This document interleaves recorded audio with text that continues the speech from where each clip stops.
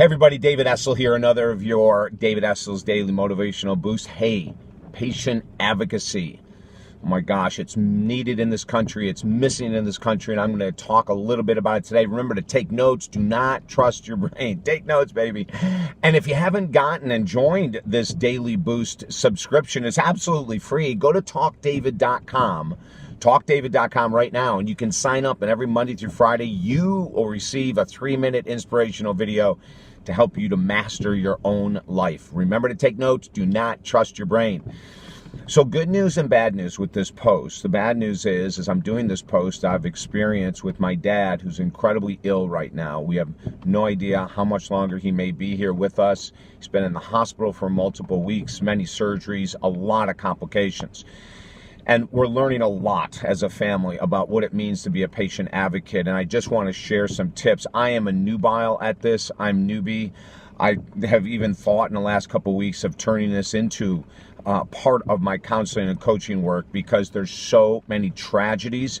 There are so many cracks in our hospital system and our medical system, the insanity with insurance. I mean, there's so many problems. But even though I say there's all these problems, and my dad right now currently basically is dying, I know there are things we can do as advocates to make a bigger difference. And how do I know? Because in the last 5 to 6 days I've been thrown in with my brother into the role of being the strongest patient advocate that my father could ever imagine.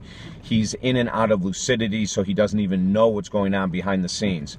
But we've had major complications, and a couple things I want to tell you about right now. Number one, if you have a loved one currently or in the future who's battling an illness and is in a hospital, make sure that you're involved with their discharge.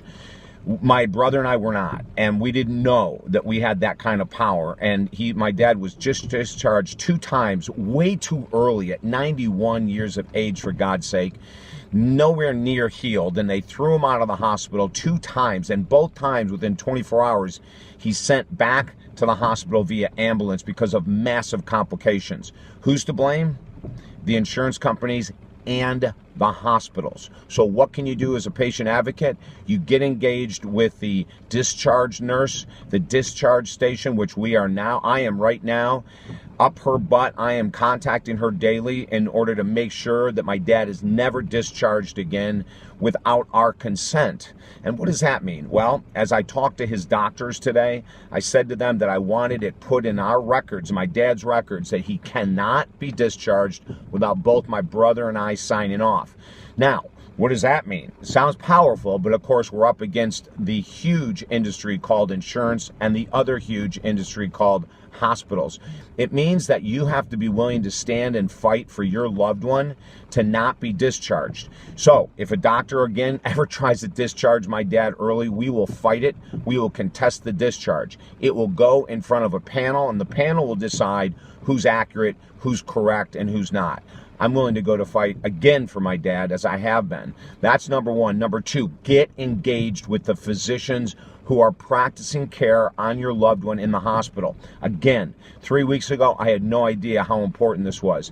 Over the last 7 days, I've been talking to his personal doctor, the doctor that was assigned to him in the hospital, on a daily basis, getting updates. I have made recommendations. This Dr. Chang and Dr. Ring, the 2 doctors who have been taking care of my dad, actually listened to me. They're listening to my brother. So you've got to be that advocate. You've got to be a pain in the butt. One of my very good friends is the president of a hospital system, and he said to me, you know what, go in with sugar, and if you have to pull something else out, pull something else out, which is what I've done. We have 4 advocates now working with us at the hospital with my dad, 4 people who are on our side, 4 people, including 2 doctors, that admit my dad was not attended to appropriately multiple times during his hospital stay. Now they're on our side. Now I get to talk to them on a daily basis, and that's what you have to do. You have to ask, what are alternative measures? What's the potential side effect of this medication, of this surgery? What can we do instead of something? In other words, you've got to be the advocate for your loved one. I'm going to say this again. I'm still learning, but I am never giving up now. And I've got my brother to understand, too, the importance that he has. Now, even though I'm in another state, I'll be with my dad and brother, my mom and sister soon. And I will tell you that from another state, I have made massive moves into the care of my dad. Just a little while ago, I had to call the physical therapy department at the hospital. My dad is in and out of lucidity. He's not grounded, but his neck is killing him. And the very first thing the therapist said is, we've got him scheduled for tomorrow.